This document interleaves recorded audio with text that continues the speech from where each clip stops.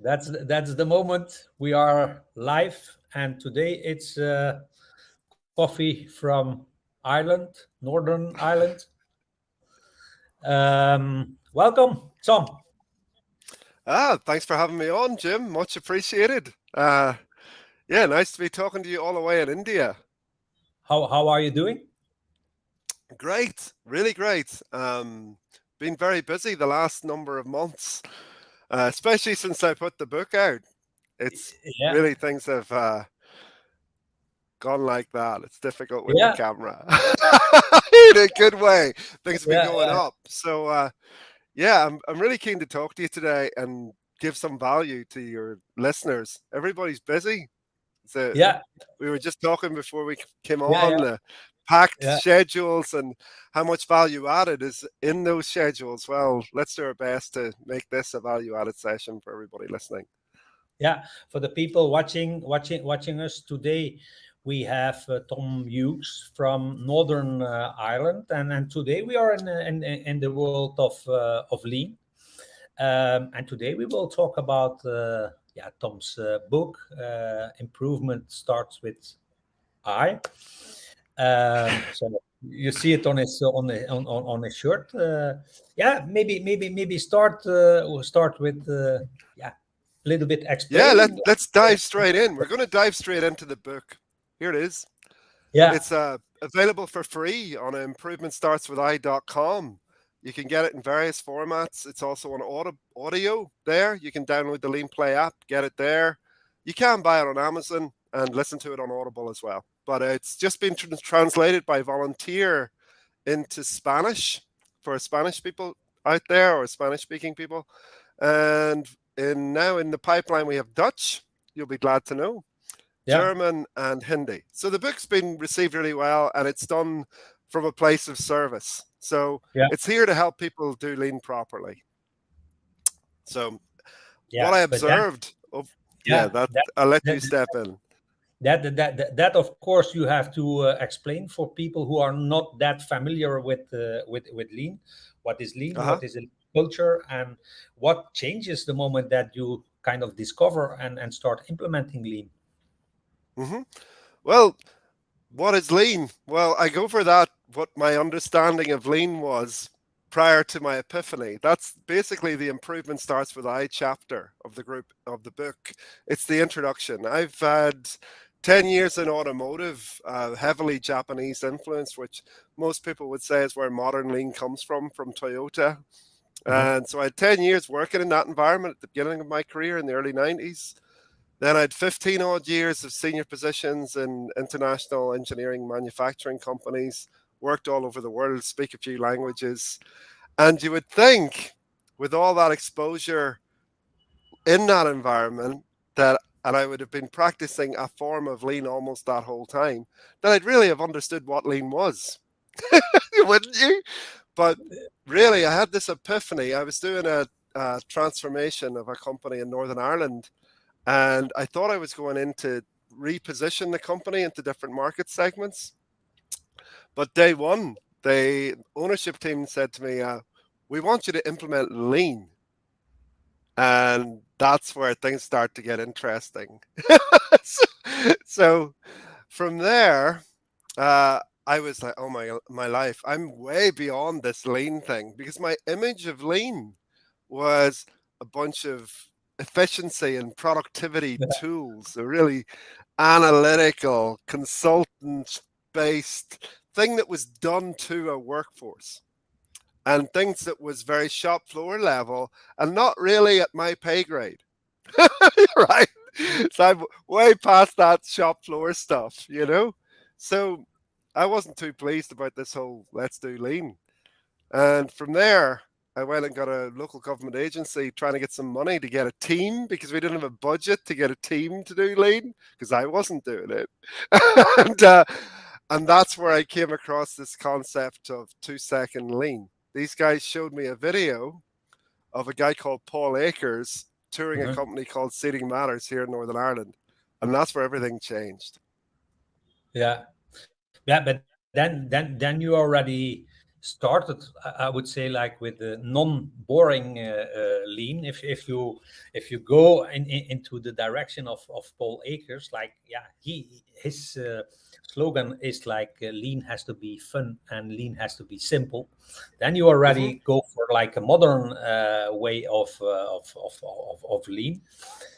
Did you? But I saw on your profile that all the components of lean, SMAT and Kaizen and like everything, is included in what you did. Can you explain a little bit like the journey you had? And I think it's in Lumen Electronics that you started this journey. No, I actually started it in another company in Northern Ireland. At Okay. this one that I'm talking about here, where they asked me to do lean, Yeah, yeah. and I thought I was above it. So it was when I came across Paul's work and Seating Matters that I started to understand that lean was something very different. At least this form of lean, it was all about total participation. Like that, my old image of lean was you had like continuous improvement facilitators. You had a team of people that did workshops and consultants and all this stuff. That's where the focus was. But with Paul's this 2-second lean approach, I got to see that it wasn't just an elite few people doing lean. It was the entire organization doing lean every day. and I got it straight away because this lit me up, because I really love the leadership and people development aspect of my career. And when I started to see lean like that, that was, oh, wow, this is for me. And there was a very simple system that came with the Paul Akers approach of a morning meeting every day where you teach people to see waste. And I've now elaborated on this in Improvement Starts With I. The morning meeting's about primarily engagement of everyone. So everyone is engaged and wants to be in this process, and they understand that there's something in it for them. Then it's about education, learning to see waste and what our company is about, what our standards, what our values are. And then it's about recognition when we're getting that right and we're saying, yeah, well done, everybody. We're rocking and rolling. And also 10% of when we're not getting it right. So we keep that rope tight.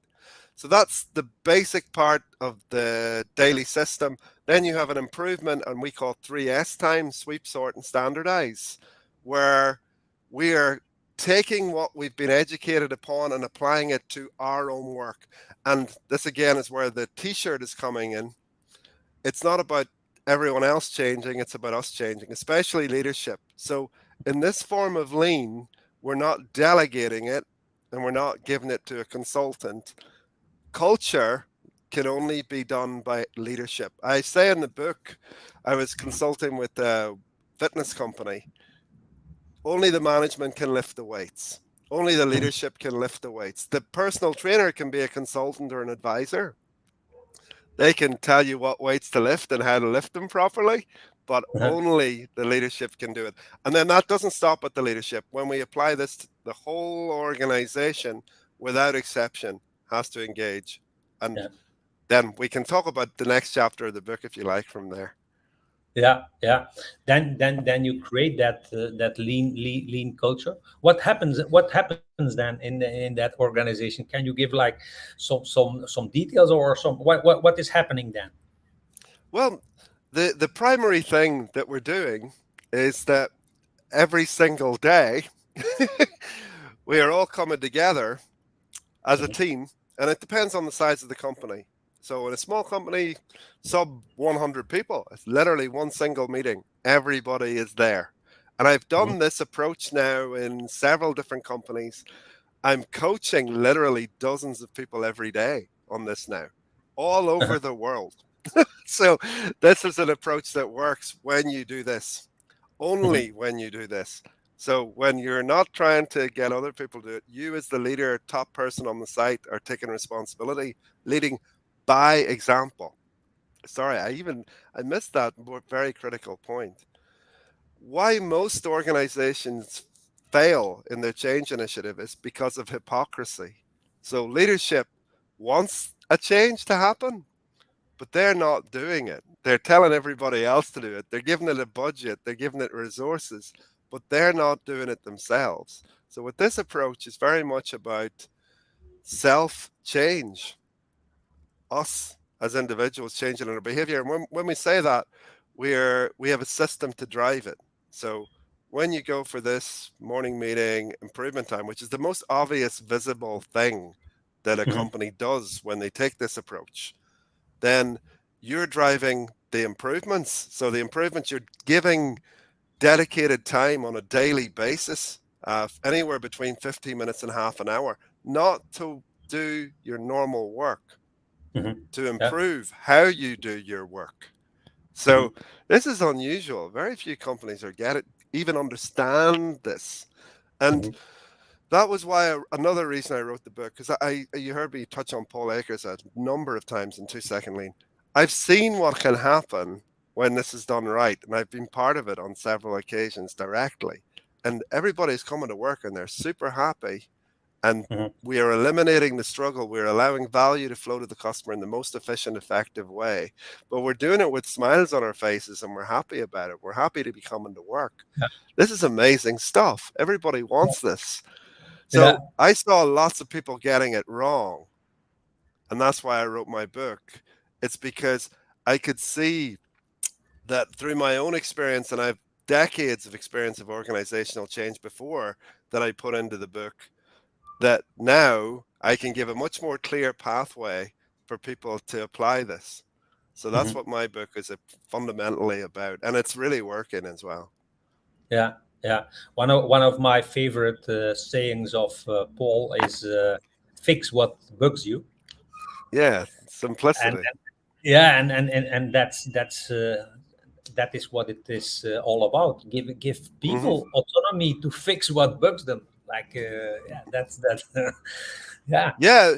Basically, with this approach, you have to sell it on a number of the part that, again, where the title of this book comes from, it always keeps coming back to this, and is that when I first encountered this, Ryan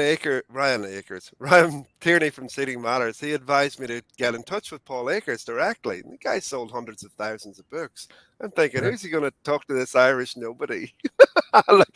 And my question was, I wrote him this big wall of text in WhatsApp, and it was, how do I persuade the ownership team to take this approach on? Right? And this is all in the book. It's a load of QR codes in the book, where little videos all the way through it. Sorry, you can't see it because it's too bright. So Paul's response was hilarious. He was like, "This is a great message, but who are you?" Because I didn't tell him who I was. And then it was, "Don't worry about persuading anybody.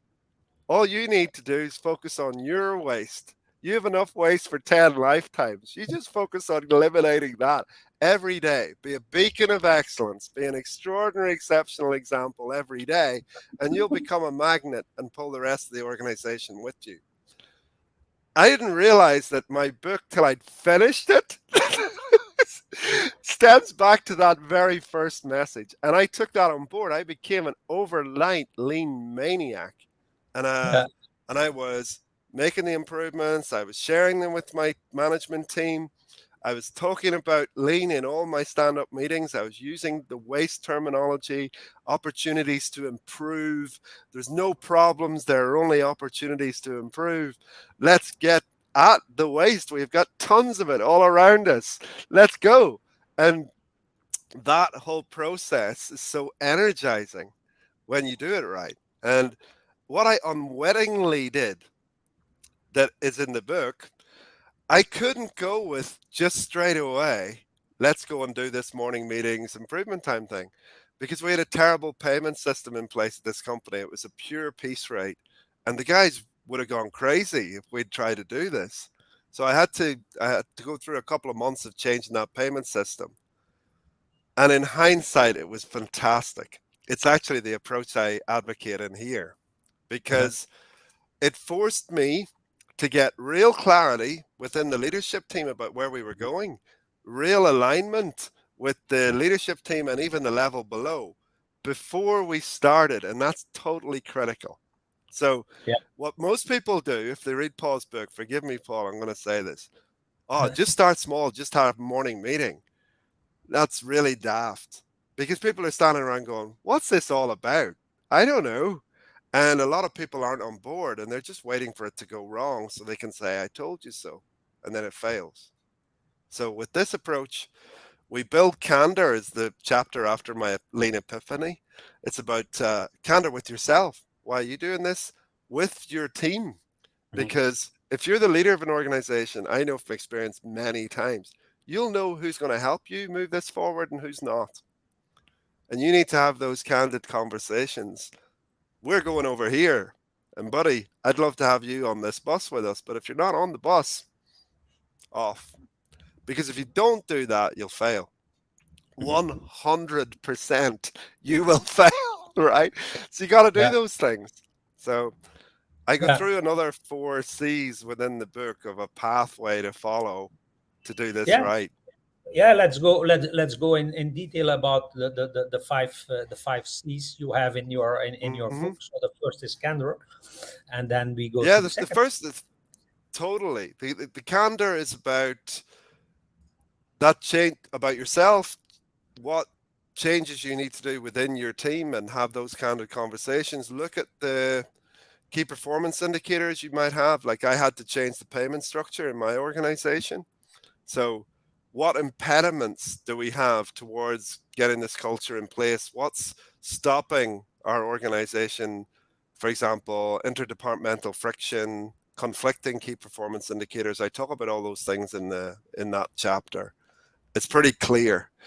The next one is commitment.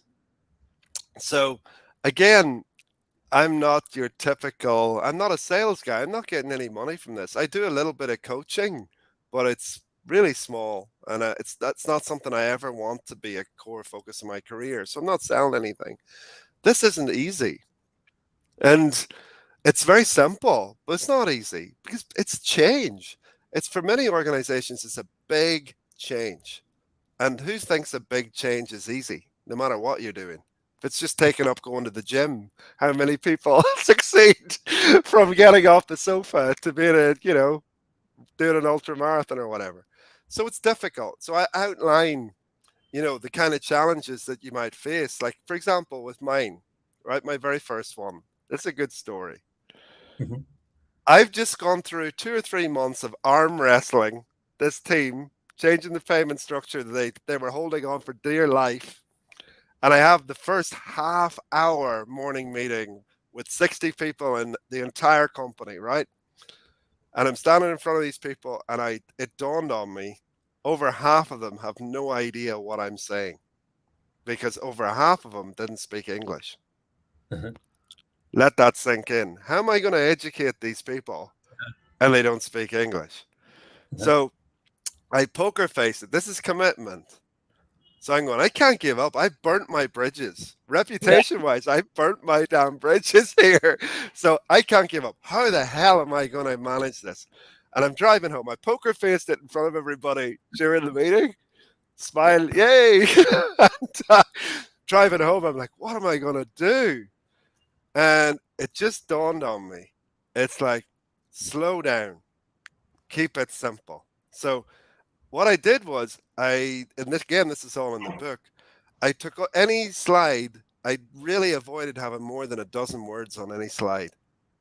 And I translated them into 5, 6 languages. So we had all the Eastern European languages, Polish, Lithuanian, Latvian, Bulgarian, Romanian, and even Russian. So translated that. And I'm telling you, it was one of the best things in that process because we slowed it right down. So it forced us to be very simple and slow. It also showed these people that we cared. Because in our organization, some of those people, the people at the top didn't know their actual name, and they'd been there for years. So here's this mad me guy. I care about every single one of you. Nobody's going to get left behind. This is total participation. We're going to take everybody with us who wants to come. And I went to all that trouble every day, translating it into all the different languages. It helped get engagement because if things were getting a bit slow or dead in the meeting, I'd go, what's that in Lithuanian, Ramunas? What's that in Latvian? Blah, blah. And it helped to make the meeting light. So if you get what I'm saying, a lot of people would have given up. They would have just went no. And you're going to have your version of that in this process. Your organization, you're going to hit some blocks. Some of them might be small, some of them might be big. But you have to decide, right, we're doing this because the prize is insane. It's so good. So that's what that chapter is about. Commitment outlines it, what kind of things you might encounter, and why you want to do this. So that's that commitment chapter. Did you change all these languages into visual management later on? No, we didn't. A lot of the stuff, again, back to the simple stuff. Like we were using color coding for a load of things, and a lot of your visual management. Like I'm learning that. I have a software product. Shout out GembaDocs for standard work, and it's in 5 languages. And a lot of the stuff I really work hard to have no words. So we only have symbols. I'm working on that. We're doing a couple of changes on that at the moment, and avoiding words is a good thing. I worked 2 years in construction in Belgium in a construction company that was also like Polish and whatever. So we tried to do the most of the communication just with like visual management and symbols and like make it really forces you to make it really simple. It does. And videos, if they're appropriately curated and chosen, videos can still be a fantastic method to train. Like we were using a lot of our own videos, which in terms of building engagement is great, because if you're, for example, if you're in a service-based company and you're constantly showing manufacturing stuff, it's really hard to get engagement because people are going, this isn't relevant to me. So you need to have relevant material to build that engagement. And so we would develop a lot of our own videos to train on different subjects, and use language as well within our Russian was fairly common. Not everybody, but most of the guys spoke Russian. So and even things like, again, this is all in the book, we had like an unofficial translator most days to come and translate stuff for everybody. And it just, actually, honestly, it was a blessing in disguise. That whole thing was really good. So, it's great, like kind of a bonding, a connection with very much. And if you want to know, like, you're asking what is lean, there are all kinds of definitions for lean, and I hate the conventional one, like elimination of waste through continuous improvement. Boring. And for me, lean as a culture is about connection. Like it's about leadership connecting with their people and caring about them, and the people in return caring about leadership and what happens in the organization, and with across the teams, that we have that cohesion and connection with everybody. And that's what this process gives you.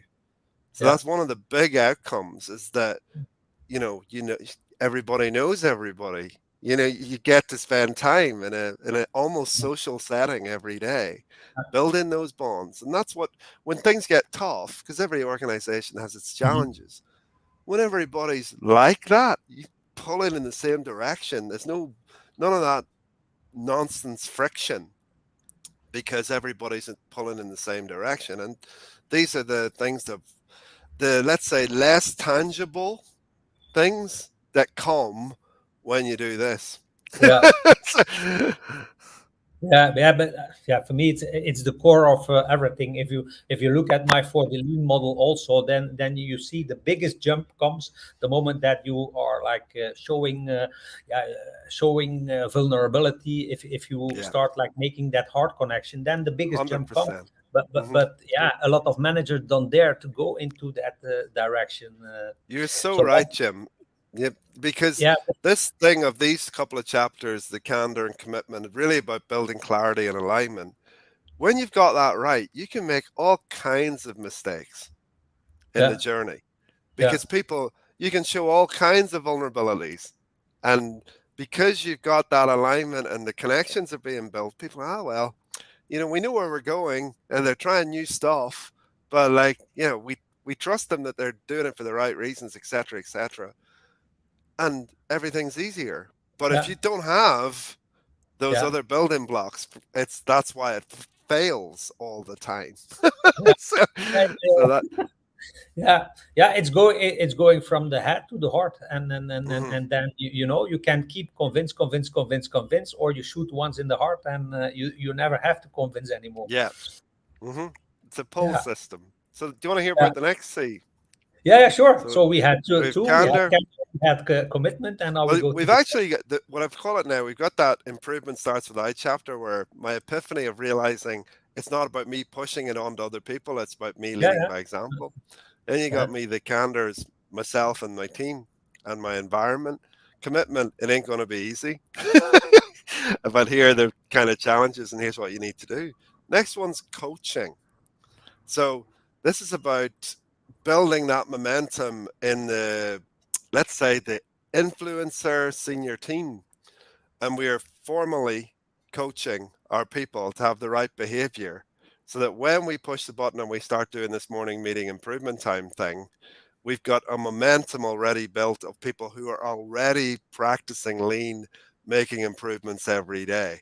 So that when we switch it on for the entire organization, we've got roughly a 1 to half a dozen, 1 to 8 mentors and coaches for the rest of the organization. So that's what that chapter is about. And in the book, there are links to all the material I used when I professionally coached teams around this subject. So it's all there for free. And I think there's two things I'd like to point out in the coaching chapter that are super important that most people may not get. There's two big no's not to do as a coach. The first one is to say no. That's the biggest one. So here you go. You're going around, you're doing your improvements, and somebody just starting off on the improvement journey, and they come up with a really stupid improvement. Right? So it's like, I want to move my tool from here to there.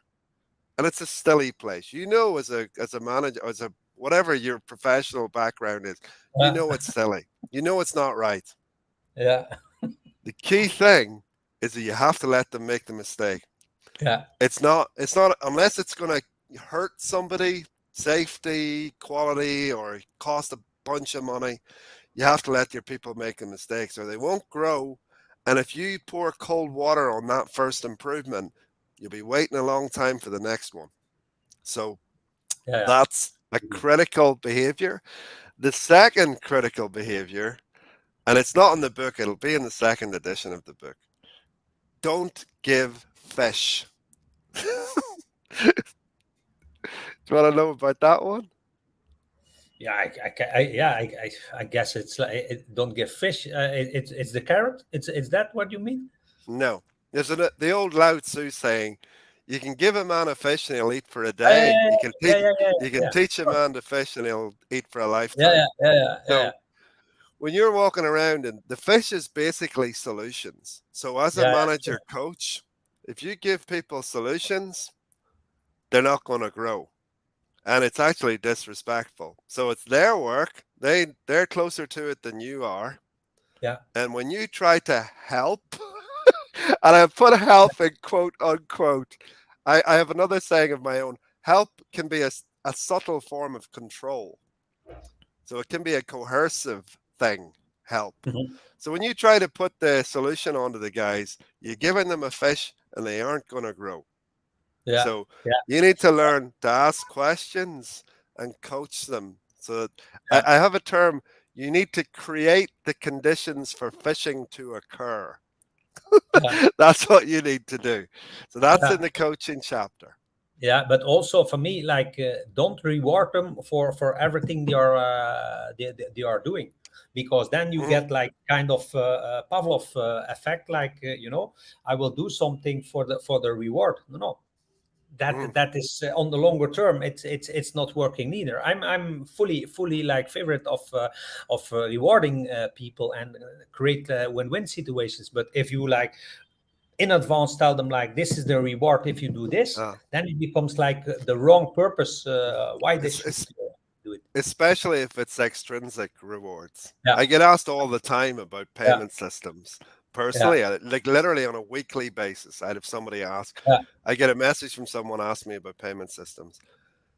The only thing I would say about payment systems is make sure they're not stopping your people doing good work. But don't use them to try to motivate people to do good work. They don't work. That's the truth of that. They don't work. Like, just give you a personal example of that. I used to be on a huge bonus. I mean, like, I had 1 year I had more than my annual salary as a bonus, and my annual salary wasn't small. And in my own circumstances, I would get to 2 or 3 months from the end of the year and go, hey, we're having a good year. I think, and I've done my stuff. I think I could be in for a good bonus. But that was it. I didn't think of the bonus for 9 months of the year. I didn't even come into my mind. So if people are well motivated and intrinsically motivated by good culture and being recognized, not rewarded, recognized is a different thing. Being recognized is an amazing thing. That's not the same as being rewarded. So, that's all in there in the coaching chapter. So we go over that. And, so then we go to number 4. Consistency. Another one. So this is about the daily system. And I've worked with a bunch of companies and my knowledge is expanding every day. So how people structure this morning meeting that I talk about, which has the principles of engagement, education, and recognition within that meeting, you can achieve those 3. They're the 3 principles. You can have tactics to achieve them that are an infinite number of ways of doing that. And the creative part is to understand what's going to work in your organization. And what I strongly advise is don't paint by numbers. So every organization is different. So don't just take what's in Paul Akers' book and try to put it into yours, because it probably won't work. And what you need to think about is, how am I going to get engagement? How am I going to get education happening? And how am I going to recognize people? So, for example, I know people that are doing leading construction that have, 5-minute morning meetings because they've got people out in the field, maybe a team of half a dozen people. They're around a van, it's raining, and they have a morning meeting, and they can get those 3 things happening 5 minutes around an iPad. How you're doing that in a 150 people manufacturing company can be entirely different. So I go through the different options of what you might want to do from all the different people that I know and I've done myself, and that lets people build their own system. So that's but the key thing is, whatever you're doing, you need to do it consistently. So that's why it's called consistency, that chapter. And again, there's lots of material for free in that chapter. The final chapter is continuous learning. And it was a bit of an afterthought, if I'm really honest. I'd written the bulk of the book. I'd sent drafts to a few people who thought it was good. and meanwhile, I'd written some blogs around standards. So standard work. And we came up with the GembaDocs software. You can just about see the little GembaDocs sign there. GembaDocs.com for anybody that wants to document their processes easily and very cost effectively. And I'd written some blogs around the whole standard work and standardization process. And I thought, that blog's great. And I expanded it and I put it in the book as half of that chapter. The other half is around Lumen Electronics, my company where I'm a business partner of. We'd done an Association of Manufacturing Excellence tour around the concept of your 8 wastes may not be Toyotas. And again, this was a critical problem I saw people making, of taking Taiichi Ohno's, who's one of the fathers of lean, and his 7 or 8 wastes from a 1950s Toyota, things that were killing that business, and trying to shoehorn them into a third millennium business. Some of them didn't even have a physical product. So the difference was most of those wastes didn't speak to the people. So the waste, for example, if your listeners are familiar with that concept of 7 or 8 wastes, I'll use an example. One of the wastes is excess inventory, excess stock. So in our business, Lumen Electronics, that's not a big deal. At that time, we didn't have much physical inventory. And what people were saying was use computer files and the directories as analogous to a warehouse. And I was going, that's nonsense. Because in Toyota, that was a business killer, tying up cash, and they couldn't have a bunch of inventory.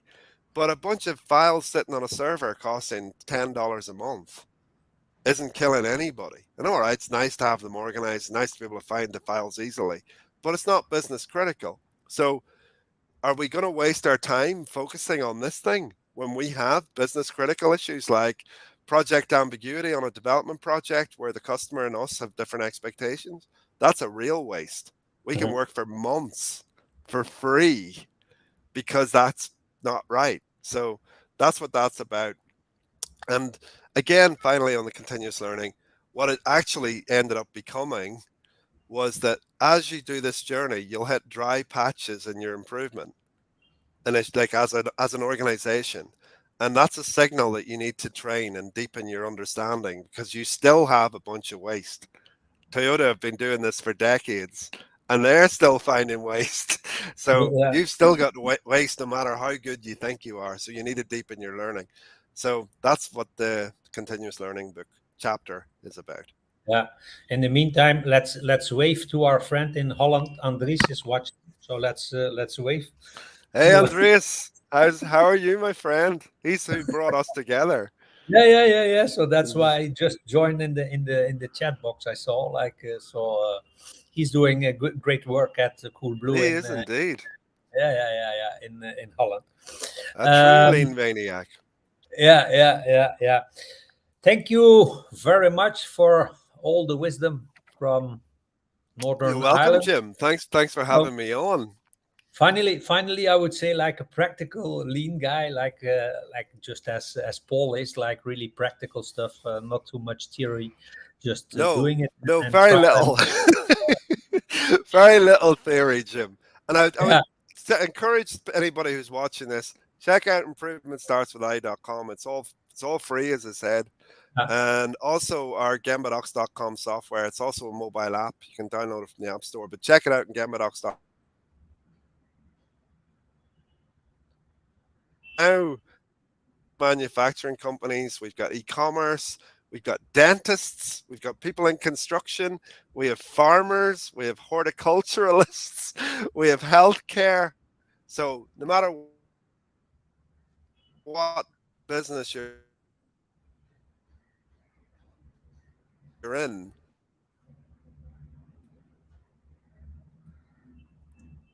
you'll benefit. Expensive anyway. Yeah, the connection started to be like slowing down. So, but I will put it. I will put it in the comments so that people Jim, find you're a diamond. What you found. So thank you very much, and you're welcome. Let's speak soon. All the best. Yeah, indeed, Jim, and namaste, my friend. Yeah, that.